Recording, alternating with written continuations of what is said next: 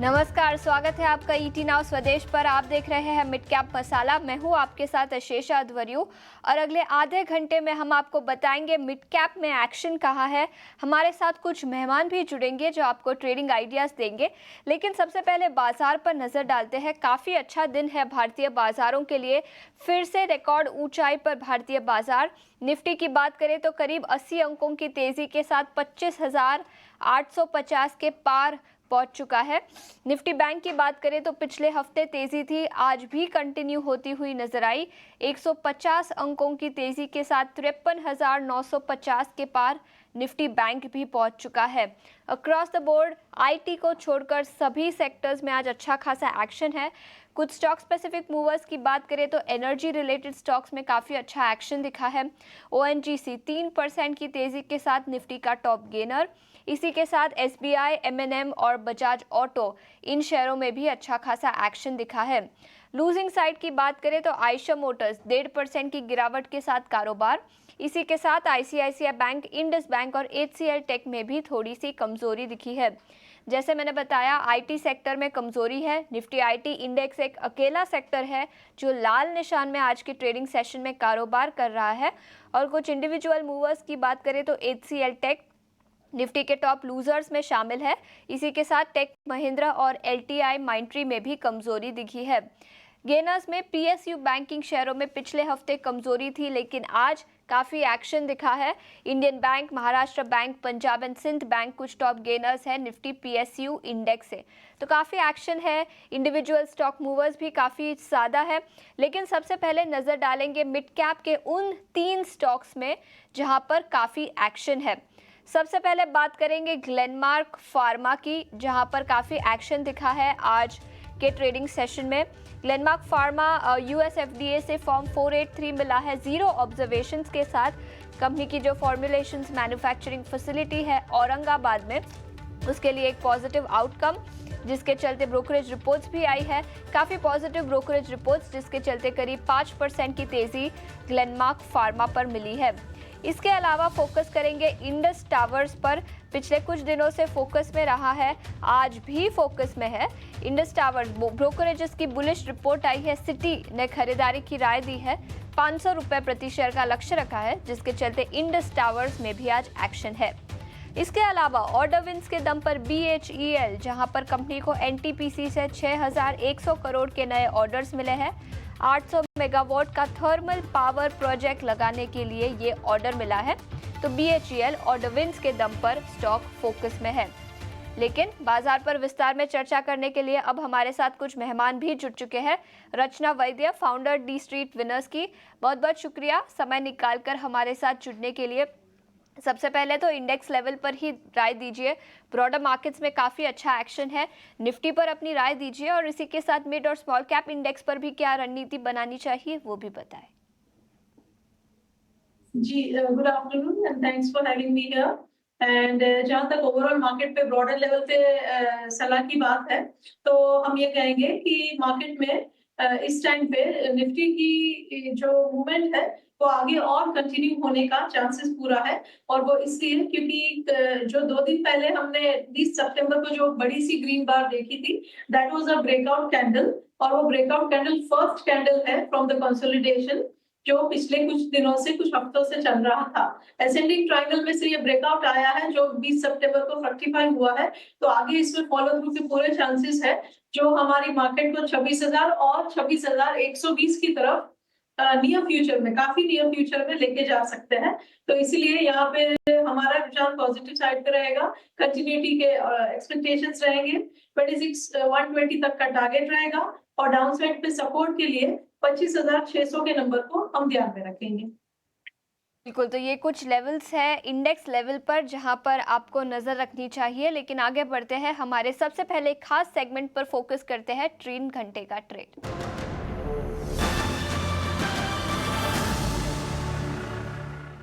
रचना बताएं, 3 घंटे बाकी है आज के ट्रेडिंग सेशन के लिए। स्टॉक स्पेसिफिक आइडियाज कौन से रहेंगे? स्टॉक स्पेसिफिक आइडियाज में 3 घंटे के हिसाब से भी अगर देखें तो गोदरेज प्रॉपर्टीज पे नजर रखनी चाहिए। ये हमने इवन सोशल मीडिया पे वीकेंड पे मेंशन किया था हमारे यूट्यूब चैनल वगैरह पे। और यहाँ पे आज की मूवमेंट जो है उसमें हमारे क्लाइंट्स की भी पोजीशन हो सकती है, लेकिन यहाँ पे और जूस अवेलेबल है एक्सट्रैक्ट करने के लिए 3 घंटे के लिए, तो इसमें कर ही सकते हैं। लेकिन मैं और भी ये कहूंगी कि दिवाली तक अगर कोई होल्ड करना चाहे तो भी जिन काउंटर्स पे नजर रखनी चाहिए उनमें भी ये काउंटर होना चाहिए। शादी का सीजन चल रहा है, आने वाले टाइम में बहुत शादियां होने वाली है, सो मेनी शादीज मींस सो मेनी होम्स में गेट परचेज एज वेल। तो यहाँ पे मीडियम टर्म के हिसाब से भी एक अच्छी अपॉर्चुनिटी है। 3 घंटे की जहां तक बात है 3154 पे अभी ये काउंटर चल रहा है। अगर 3130 होल्ड करेगा ये, तो ऊपर वाली साइड पे ये काउंटर 3170 तक जा सकता है। 3170 क्रॉस हो गया तो 3180 का नंबर भी हम देख सकते हैं। बिल्कुल, तो GCPL यानी गोदरेज कंज्यूमर प्रोडक्ट्स पर खरीदारी की राय आज के लिए ही नहीं लेकिन नियर टर्म में नज़रिया काफ़ी पॉजिटिव है। दिवाली तक इस स्टॉक पर आउटलुक काफ़ी पॉजिटिव है। लेकिन रचना, मैं आपसे ग्लेनमार्क फार्मा पर भी राय लेना चाहूँगी। 5% की तेज़ी इस स्टॉक पर दिखी है। कंपनी की जो फैसिलिटी है, मैन्युफैक्चरिंग फैसिलिटी औरंगाबाद में, वहाँ से US FDA से पॉजिटिव आउटकम आया है। 0 ऑब्जर्वेशंस मिले हैं फॉर्म 483 में, जिसके चलते ग्लेनमार्क फार्मा इस स्टॉक में करीब 5% की तेजी है। ट्रेडर्स के लिए क्या राय बनेगी इस स्टॉक पर? जी, ये न्यूज़ डेफिनेटली पॉजिटिव है, जिसकी वजह से प्राइस एक्शन में आज एक गैप अप के साथ मूवमेंट आई है। अब देखने वाली ये बात रहेगी यहाँ पे कि इस मूवमेंट को फॉलो थ्रू मिलता है कि नहीं मिलता है। ओवरऑल अगर दूसरे फार्मा कंपनीज की बात करें तो उनमें भी कई जगह पे आज मूवमेंट आया है, जो कि पिछले कुछ दिनों से नेगेटिव साइड पे चल रहा था। Exactly the way Glenmark was also placed. तो यहाँ पे पूरे एक सेक्टर में एक स्विंग आ रहा हो ऐसी नजर चीज आ रही है चार्ट पे। जहां तक ग्लेनमार्क के लेवल्स की बात है, 1700 के ऊपर अब ये काउंटर जब तक रहेगा तब तक ये पॉजिटिविटी जो एक अपस्विंग जनरेट हुआ है वो आगे कंटिन्यू होना चाहिए। 1700 के स्टॉप लॉस के साथ अगर कोई इसको बाय करता है तो 1740 एंड 1760 के 2 टारगेट्स आने वाले दिनों के लिए बना सकते हैं। तो ये राय है ग्लेनमार्क फार्मा पर। इस बीच फार्मा सेक्टर में इन एनी केस आज काफ़ी एक्शन दिखा है। कई सारी कंपनियों को US FDA से कुछ अप्रूवल आए हैं, कुछ ऑब्जर्वेशंस मिले हैं। मेरे सहयोगी जिनय अब हमारे साथ जुड़ चुके हैं, जो बताएंगे फार्मा कंपनियों के वैल्यूएशंस कैसे हैं, स्टॉक्स में, कई सारे स्टॉक्स में कौन से ट्रिगर्स हैं। पूरी डिटेल्स लेकर अब हमारे साथ जिनय जुड़ चुके हैं। जिनय, बताएं। काफ़ी दमदार तेज़ी देखने मिल रही है। अगर आज देखेंगे तो निफ्टी फार्मा इंडेक्स आज का टॉप सेक्टोरल गेनर है। और अगर पिछले 12 महीने के रिटर्न्स देखें कि शेयरों ने कैसे दिए हैं, तो सबसे पहला में निकल कर आ रहा है ग्लेनमार्क फार्मा। 110% से भी ज़्यादा के रिटर्न्स ये स्टॉक पर हमें देखते हुए मिल रहे हैं। उसी के अलावा लुपिन देखेंगे, टोरेंट फार्मा देखेंगे, 98%, 88% के रिटर्न्स यहाँ पे देखने मिल रहे हैं। साइडस, सनोफी, नेटको फार्मा, यहाँ पे भी 75% के ऊपर के हमें रिटर्न्स देखने मिल रहे हैं। इसी के साथ अगर हम की ट्रिगर्स देखें फार्मा शेयरों में, तो पहला ट्रिगर रहेगा सुपीरियर ग्रोथ जो हमें देखने मिल रही है US मार्केट्स में। डबल डिजिट ग्रोथ एक्सपेक्टेड है Q2 में US मार्केट्स के द्वारा। उसी के अलावा रॉ मटेरियल प्राइसेस में जो गिरावट है वो कंपनी के मार्जिन्स को भी आगे चलकर हेल्प करेगा, जो कि पॉजिटिव होगा इन फार्मा शेयरों के ऊपर। इसके अलावा बहुत सारी कंपनीज डोमेस्टिकली प्राइस हाइक्स ले रही है, जो कि डोमेस्टिक ग्रोथ में भी कंपनीज को हेल्प करेगा। इसके अलावा क्रेम्स सेगमेंट एनालिस्ट के द्वारा मानना है कि क्रेम्स सेगमेंट में हमें काफ़ी एक अच्छा ग्रोथ देखने मिल सकता है और DIIs की तरफ से भी काफ़ी स्ट्रॉन्ग बाइंग नज़र आ रही है। इसी के साथ अगर हम अभी की न्यूज़ फ्लोज देख लें कि आज कौन से शहरों में देखने मिले थे। पहला था डॉक्टर रेड्डीज़। US FDA ने यहाँ पर इनके एक R&D सेंटर पर इंस्पेक्शन किया था, जहाँ पे इन्होंने 0 ऑब्जर्वेशंस इशू किया है, तो कंपनी के लिए काफ़ी पॉजिटिव रहेगा। दूसरा होगा बायोकॉन कंपनी के API प्लांट जो कि बेंगलुरु में, वहाँ पे US FDA ने इंस्पेक्शन किया था, वहाँ पे 3 ऑब्जर्वेशंस US FDA ने इशू किया है। लास्टली मैनकाइंड फार्मा फोकस में रहेगा, क्योंकि बोर्ड ने अप्रूवल दे दिया है 10,000 करोड़ का फंड रेज करने के लिए। ये फंड रेज होगा इशू ऑफ NCDs या फिर CPs के द्वारा हो सकता है। इसी के अलावा ग्लेनमार्क फार्मा एक और फोकस में रहेगा, क्योंकि हमें पहला तो एक US FDA ने फॉर्म 83 दिया है विद 0 ऑब्जर्वेशंस। कंपनी के एक फॉर्मुलेशन फैसिलिटी पर इंस्पेक्शन हुआ था, जो कि औरंगाबाद में। और उसी के साथ एक नोट आते हुए देखते मिल रहा है इन्वेस्टेक की तरफ, जहाँ पे उन्होंने इनिशिएट किया एक फास्ट लॉन्ग और अपना बाय रेटिंग भी मेंटेन किया। उनका जो टारगेट प्राइस है वो है ₹1900। उनका मानना है कि earnings momentum as well as cash flow generation आगे चलकर भी पॉजिटिव रहेगा कंपनी के लिए और उसी के द्वारा ग्लेनमार्क फार्मा फोकस में रहेगा। इसी के साथ अगर हम वैल्यूएशंस देख ले कौन से सारे फार्मा शेयरों के, तो सबसे महंगा स्टॉक जो हमें वैल्यूएशंस के द्वारा देखने मिल रहा है वो है डिविस लैब, 63 टाइम्स पी पर ट्रेड करता है। उसी के साथ टोरेंट फार्मा 51 टाइम्स, सन फार्मा करीब 37 टाइम्स पी पर देखने मिल रहा है, Cipla Zydus life 23 times P और डॉक्टर रेड्डीज सबसे सस्ता करीब 19 टाइम्स पी पर ट्रेड करते हुए दिख रहा है। बिल्कुल सही, कई सारे फार्मा स्टॉक्स आज फोकस में है। ग्लेनमार्क फार्मा में करीब 5% की तेजी, इसी के साथ मैनकाइंड फार्मा, ग्लैंड फार्मा सभी स्टॉक्स में 2.5 से 4% की तेजी आज के ट्रेडिंग सेशन में दिखी है। जिन्हें शुक्रिया, लेकिन आप कहीं मत जाइए। जिन्हें हमें बताएं मिड कैप में स्टॉक्स इन न्यूज़ कौन से हैं और इसी के साथ गेनर्स और लूजर्स कौन से हैं मिड कैप्स में, वो भी बताएं। जी, तो खबरों के दम पर देखें तो JSW इंफ्रास्ट्रक्चर फोकस में रहेगा। कंपनी ने एक ड्रेजर मशीन की डिलीवरी ली है और ये ड्रेजर मशीन है कंपनी के ब्राउनफील्ड और ग्रीनफील्ड एक्सपेंशन के लिए हेल्प करेगा आगे चलकर मल्टीपल पोर्ट्स के लिए। कंपनी का गोल है कि वो 400 मिलियन टन बाय FY 30 तक अचीव करे, उसके लिए ये ड्रेजर मशीन उनमें हेल्प करेगा। मूविंग ऑन, कॉनकोर फोकस में रहेगा। आज हमें 2 डाउनग्रेड्स देखने मिल रहे हैं। पहला है मॉर्गन स्टैनली ने अपने अंडरवेट रेटिंग दिया, उनका टारगेट प्राइस कट कर दिया है 774 रुपीज़। उनका मानना है बेसिकली डाउनग्रेड जो है एक्सपोर्ट इंपोर्ट की वीकनेस की वजह से आ रहा है और जो रिसेंट टैरिफ डाउनग्रेड हमें देखने मिले थे JNPT पोर्ट पर, उसकी वजह से आ रहे हैं। मूविंग ऑन, गोल्डमैन सैक्स ने भी डाउनग्रेड किया है, अपना सेल रेटिंग दिया, उनका जो टारगेट प्राइस कट कर दिया है 820 रुपये। उनका मानना है कि कंपनी में रेल कंटेनर ट्रैफिक में हमें वीकनेस नज़र आ सकती है और उसी के साथ अर्निंग्स डाउनग्रेड साइकिल उन्हें कंटिन्यू होती हुई दिखती है। लास्टली KEC इंटरनेशनल फोकस में रहेगा। कंपनी को करीब 1003 ऑर्डर्स के ऑर्डर आते हुए देखने मिले अपने वेरियस बिजनेस सेगमेंट्स में। मूविंग ऑन, अगर हम अब देखें कि कौन से मिड कैप गेनर्स है तो वहाँ में स्टॉक्स नज़र आएंगे जैसे कि Kalyan Jewellers, Godrej Properties, JSW infrastructure, Indian Bank और बैंक ऑफ महाराष्ट्र। और वहीं अगर हम अभी लूजर्स की तरफ नज़र डालें तो हम स्टॉक्स नज़र आएंगे जैसे कि max health care, Torrent power, RVNL, Concor और सुप्रीम इंडस्ट्रीज़। बिल्कुल, तो कई सारे स्टॉक्स जो मिड कैप सेगमेंट में आज फोकस में है। जिन्हें शुक्रिया पूरी डिटेल्स लेकर हमारे साथ जुड़ने के लिए। आगे बढ़ते हैं, अगले सेगमेंट पर फोकस करते हैं ऑप्शंस के चैंपियंस।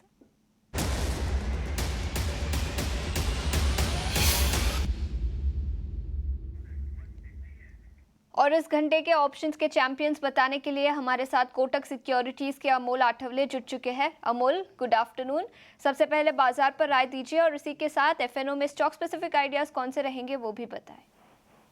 जी नमस्ते and good afternoon. I think market ने जो फ्राइडे वाला जो बुलिश टेक्सचर था उसी फॉर्मेशन को कंटिन्यू किया है और इंडेक्स स्टॉक में अभी भी मोमेंटम है। आज PSU बैंक इनफैक्ट अच्छे परफॉर्म कर रहे हैं, तो मेरा जो पीक है आज ऑप्शन ट्रेड के लिए वो भी एक इंडेक्स स्टॉक्स में से है। मुझे एक अपोलो हॉस्पिटल का 7200 का सितंबर का कॉल ऑप्शन अच्छा लग रहा है। 40 रुपीज़ के आसपास मैंने पिक किया था। टारगेट निकल के आ रहे 80 रुपीज़ तक और स्टॉप लॉस उसका रहेगा 18 रुपीज़ का। मैक्स प्रॉफिट उसमें हो सकता है 5250 का और मैक्स लॉस उसमें हो सकता है 2750 का। अगर हम फॉर्मेशन या टेक्निकल सेटअप को देखते हैं तो हायर बॉटम फॉर्मेशन है, स्टॉक ब्रेकआउट के आसपास है।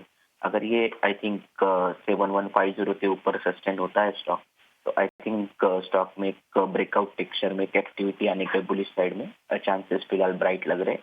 बट जैसे कि एक्सपायरी काफी पास है तो स्टॉप लॉस ये ऑप्शन ट्रेड में स्ट्रिक्टली फॉलो कीजिए। बिल्कुल, तो अपोलो हॉस्पिटल के 7200 के सितंबर के कॉल खरीदने की सलाह। अमोल, शुक्रिया हमारे साथ जुड़ने के लिए। इसी के साथ सेबी का डिस्क्लोजर भी हम आपके लिए लेकर आना चाहेंगे। करीब 90% लोगों को फ्यूचर्स एंड ऑप्शंस में नुकसान होता है, तो अपने फाइनेंशियल एडवाइजर को कंसल्ट करके फिर ही FNO में ट्रेडिंग करें। में बातचीत कर रहे थे उस पर एक नज़र डालेंगे। स्टॉक में गिरावट दिखी है आज के ट्रेडिंग सेशन में। 2 बड़ी ब्रोकरेज रिपोर्ट्स आई है और दोनों ही ब्रोकरेज हाउसेस ने कॉनकॉर यानी कंटेनर कॉर्पोरेशन ऑफ इंडिया को डाउनग्रेड किया है। स्टॉक में करीब 1 से 1.5% की गिरावट दिन के निचले स्तर से देखें तो थोड़ी सी रिकवरी भी दिखी है। सबसे पहले मॉर्गन स्टैनली, उन्होंने डाउनग्रेड किया है स्टॉक को, अंडरवेट की राय दी है। टारगेट प्राइस 774 रुपीज़ प्रति शेयर का दिया है।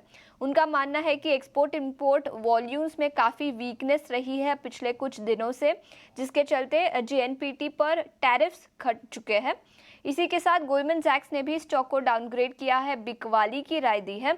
उनका मानना है कि रेल कंटेनर ट्रैफिक में भी कमजोरी दिखी है और अर्निंग्स डाउन साइकिल दिखाई दे सकता है। तो दो बड़ी ब्रोकरेज रिपोर्ट्स आज सुबह आई है जिसके चलते स्टॉक में गिरावट दिखी। Rachna, Container Corporation of India charts पर देखें तो क्या राय होगी? जी, चार्ट पे वैसे तो trend is on the down side और काफी दिनों से स्ट्रॉन्ग वर्टिकल गिरावट भी दिख रही है इंक्लूडिंग टुडेज प्राइस एक्शन। लेकिन जब ये काउंटर आगे जाके थोड़ा और गिर के 860 के करीब पहुंचेगा तो और तब ये काउंटर में एक सपोर्ट इमर्ज होने का चांस रहेगा। तो जो लोग शॉर्ट टर्म प्लेयर है या मीडियम टर्म के हिसाब से जिन्होंने पोजिशनली शॉर्ट कर रखा है उनको 860 का नंबर एक प्रॉफिट बुकिंग लेवल के तौर पे नजर में रखना चाहिए, पहली बात। दूसरी बात, जो लोग लॉन्ग साइड पे एंट्री ढूंढ रहे हैं अगर उनको कोई जोन चाहिए तो वो 860 से 850 के अंदर का एक जोन रहेगा जहां से एक अपस्विंग के जनरेशन की उम्मीद बन सकती है। तो तब तक नेगेटिव बने रहे। 880 पे है अभी, थोड़ा और ज्यूस है, एक्सट्रैक्ट कर लीजिए, लेकिन 860 पे बुकआउट करने के लिए भी रेडी रहिए। बिल्कुल, तो ये राय है कॉनकॉर पर दो ब्रोकरेज डाउनग्रेड्स के चलते स्टॉक में गिरावट दिखी है। इस बीच दो और मिड कैप कंपनियों को पर फोकस करते हैं जिनको नए ऑर्डर्स मिले हैं। एक है केईसी इंटरनेशनल, 1000 करोड़ से ज़्यादा के ऑर्डर्स अक्रॉस बिजनेस वर्टिकल्स मिले हैं। इनफैक्ट आज सुबह स्टॉक में करीब 3 से 3.5% की तेज़ी दिखी है। लेकिन अगर हम इंट्राडे चार्ट देखेंगे तो तेज़ी के बाद थोड़ी सी मुनाफा वसूली भी दिखी है और अब करीब 0.5% की तेज़ी के साथ स्टॉक कारोबार कर रहा है। इसी के साथ BHEL, यहाँ पर भी कंपनी को कुछ नए ऑर्डर्स मिले हैं। 6100 करोड़ के नए ऑर्डर्स NTPC से 800 मेगावाट थर्मल पावर प्रोजेक्ट के लिए, यहाँ पर 2.5 से 3% की तेज़ी। रचना, दोनों ही स्टॉक्स पर क्या राय रहेगी, केईसी इंटरनेशनल और BHEL? जी, जहां तक केएसी की बात है, केएसी में ट्रेंड है लेकिन फिलहाल एक पुलबैक और एक रिट्रेसमेंट जिसको कहते हैं वो ऑन है। तो यहाँ पे जो लोग ने ऑलरेडी पोजीशन बना रखी है उनके तो शायद एसएल ट्रिगर हो गए होंगे because of the price action of the last 2-3 days. लेकिन अगर कोई नहीं निकला है अभी तक तो उनको 940 के लेवल को एक सपोर्ट के तौर पे देख लेना चाहिए। अगर वो भी टूटता है then there is a chance कि डीपर पुलबैक भी आ सकता है। ट्रेंड इंटेक्ट फिर भी रहेगा लेकिन डीपर पुलबैक में खड़े रहने का मतलब नहीं है। तो 940 अगर टूटता है तो निकल जाना चाहिए। और डाउन साइड पे जो एक सपोर्ट या एक फ्रेश एंट्री का जो आगे जाके लेवल बनेगा दैट विल बी अराउंड 910। बिल्कुल, तो ये राय है केईसी इंटरनेशनल और BHEL पर, दोनों ही स्टॉक्स ऑर्डर विंस के दम पर आज फोकस में है। इस बीच कुछ मिड कैप गेनर्स पर फोकस डालते हैं। बैंकिंग शेयरों में आज काफ़ी एक्शन है। इंडियन बैंक और बैंक ऑफ महाराष्ट्र दोनों मिड कैप कंपनियां हैं और दोनों ही स्टॉक्स में अच्छा एक्शन भी दिखा है। रचना, बैंकिंग कंपनियों में से जहां पर ट्रेडिंग के मौके बन सकते हैं? जी, जहां तक इंडियन बैंक की बात है, इंडियन बैंक ने आज जो प्राइस एक्शन दिखाया है उसकी एक स्पेशल बात है, it is from a very good support. 200 DMA के लेवल से आज इसने स्ट्रॉन्ग बार बनाया है और मेरे हिसाब से ये बार क्लोजिंग भी finally end of the day अच्छी ही देना चाहिए। तो यहाँ पे this is a very sweet spot entry के लिए। एंड यहाँ पे अगर आप एंटर करते हैं तो डाउन साइड पे आज के लो को ही आपको एसएल लगाना होगा और यहाँ पे पोजिशनली इस काउंटर को कैरी करके जाने के चांसेस बन रहे हैं जो इस काउंटर को अपसाइड पे 550 एंड 565 की तरफ नियर टर्म में मे बी बाय दिवाली लेके जा सकते हैं। जहां तक बैंक ऑफ महाराष्ट्र की बात है तो बैंक ऑफ महाराष्ट्र में जहां तक प्राइस एक्शन से रीडिंग का सवाल है तो यहाँ पे what you can see is कि प्राइस एक्शन यहाँ पे भी एक इम्पोर्टेंट सपोर्ट से ही आज की स्ट्रॉन्ग कैंडल जनरेट कर रहा है। सो ये एक पूरा सेक्टोरल ट्रेंड बन रहा है जहाँ पे the sector has started participating in the overall move in the financial sector। जो बैंक निफ्टी और फिन निफ्टी में जो मूव आ रहा है वो एक अच्छा स्ट्रॉन्ग मूव होने के चांसेस बन रहे हैं because this individual players within those sectors all appear to be placed very well. Large cap को तो हम देख ही रहे कि मूवमेंट आ रही है, FIS का सपोर्ट भी उनको मिलता जा रहा है। अगर ये सब मिड कैप भी पार्टिसिपेट करने लगेंगे तो ओवरऑल फाइनेंशियल सेक्टर पूरा आगे जाके आउट परफॉर्म करेगा निफ्टी को। इन महाराष्ट्र बैंक में 59 के स्टॉप लॉस के साथ अगर कोई लॉन्ग करेगा तो अपसाइड पे 64 एंड 66 तक ये काउंटर नियर टर्म में जा सकता है। बिल्कुल, तो ये राय है बैंकिंग शेयरों पर। लेकिन आगे बढ़ते हैं, अगले सेगमेंट पर फोकस करते हैं, मिड कैप के महारथी।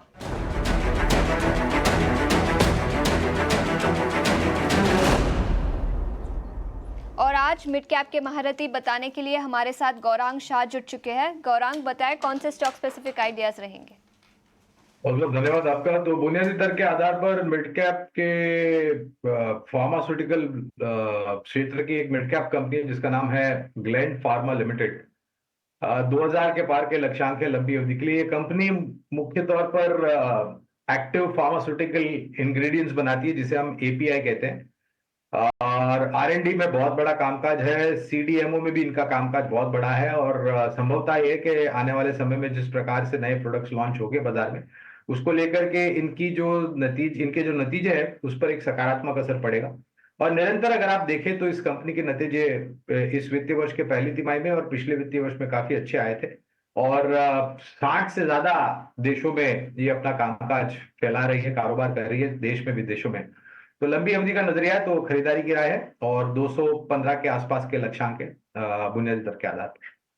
बिल्कुल, तो अगर लंबी अवधि का नजरिया है तो ग्लैंड फार्मा पर खरीदारी की राय 2015 तक के लेवल्स दिखाई दे सकते हैं।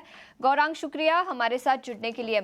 आगे बढ़ते हैं और रियल एस्टेट सेक्टर पर अब नजर डालते हैं। महाराष्ट्र में प्रॉपर्टी स्टैंप ड्यूटी में कटौती को लेकर ईटी नाउ स्वदेश की खबर का आज भी रियल एस्टेट शेयरों पर इम्पैक्ट देखने को मिला है। गोदरेज प्रॉपर्टी, मैक्रोटेक डेवलपर्स, लोढ़ा सभी स्टॉक्स में अच्छी तेजी देखने को मिली है। पूरी डिटेल्स के साथ अब हमारे साथ अनुराग शाह मेरे सहयोगी जुड़ चुके हैं। अनुराग, बताएं क्या डिटेल्स है जिसके चलते सभी शेयरों में एक्शन दिखा है? देखिए, महाराष्ट्र सरकार जो है वो फेस्टिव सीज़न में घर खरीदारों को बड़ी राहत देने की तैयारी कर रही है। हमसे खास बातचीत में महाराष्ट्र के हाउसिंग मिनिस्टर अतुल सावे ने साफ कहा है कि मॉडल कोड ऑफ कंडक्ट लागू होने से पहले सरकार की मंशा है कि स्टैम्प ड्यूटी के अंदर राहत दी जाए, जिससे ओवरऑल जो रेवेन्यू कलेक्शन है वो भी बढ़ेगा। क्योंकि सरकार का मानना है कि जिस तरह से कोविड के दौरान 3% और 2% की जो स्टैम्प ड्यूटी में राहत दी गई थी तो उससे रेवेन्यू कलेक्शन काफ़ी ज़बरदस्त बढ़े थे। केवल एक तिमाही के अंदर ही 90,000 से ज़्यादा यूनिट्स की जो है वो बिक्री हुई थी। तो उसी तर्ज पे फेस्टिव सीज़न के अंदर महाराष्ट्र सरकार की तैयारी है कि स्टैम्प ड्यूटी के अंदर रिलैक्सेशन दिया जाए। महिलाओं को महाराष्ट्र के अंदर वैसे भी 1% की स्टैम्प ड्यूटी में छूट है, और हमारे सूत्र जो बता रहे हैं कि महाराष्ट्र सरकार आचार संहिता लागू होने से पहले 1% की और छूट दे सकती है, और इसको लेकर रेवेन्यू डिपार्टमेंट के साथ बातचीत चल रही है और अगले एक हफ्ते के अंदर इस पे फैसला आने की उम्मीद है। तो ये एक बड़ी वजह है जिससे जो रियल एस्टेट कंपनियां जिनको काफ़ी राहत मिलती हुई दिख रही है, क्योंकि मुंबई जैसा जो शहर है यहाँ पर प्रॉपर्टी जो है देश के अंदर सबसे महंगी प्रॉपर्टी है, और स्टैम्प ड्यूटी की अगर हम बात करें तो 6% स्टैम्प ड्यूटी जो है मुंबई में घर खरीदने पर देनी पड़ती है। उसके अलावा मुंबई के MMR रीजन की अगर हम बात करें तो थाने, नवी मुंबई में 7% स्टैम्प ड्यूटी है। पुणे जैसे शहर के अंदर 7% स्टैम्प ड्यूटी है।